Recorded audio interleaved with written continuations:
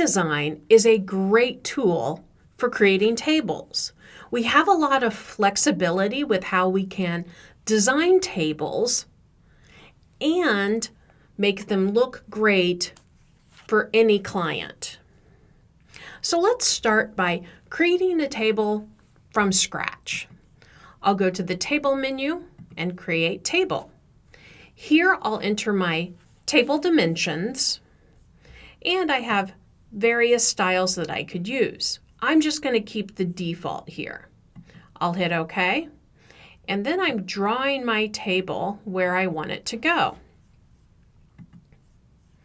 Now, if I didn't draw that large enough, I would get that little red plus mark like we do when any text box isn't big enough.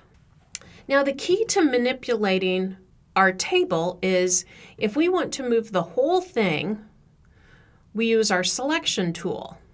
If we want to manipulate anything inside the table, we use our type tool.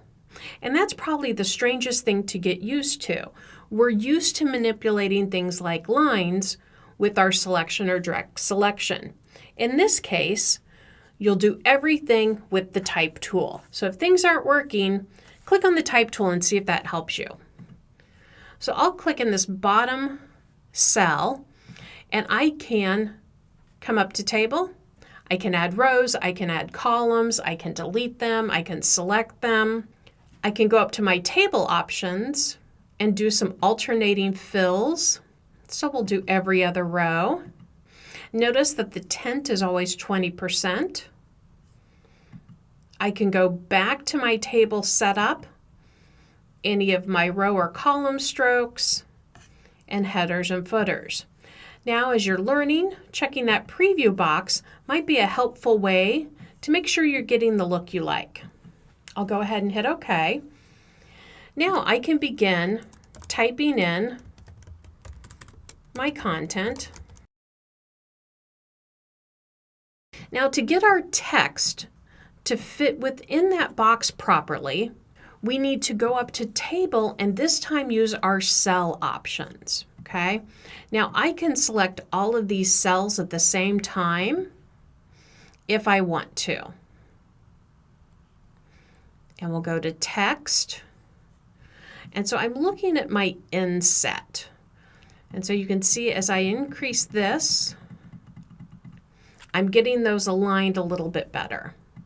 Now I could link these all together if I wanted to, but in this case I don't. So I'm just going to give us a slight indent there, and we'll hit OK. So now I'm ready to add the rest of my content in. All right, so we have some of our text added, and just a reminder, if I wanted to change the height of those cells, I can do that with my text tool. Now let's say we have a large table and for some reason we need to move that into text. We can do that. So I've just clicked inside my table and I'm going to go to Table, Convert Table to Text. My column separator is going to be a tab, so it'll be floral, tab, and price. And my row separator is a paragraph, so a return. And ta-da, I've changed that into text. Now let's say that we actually were given the text. So someone had been in some type of word processing program and created that. We can use the exact same method to create a table from text.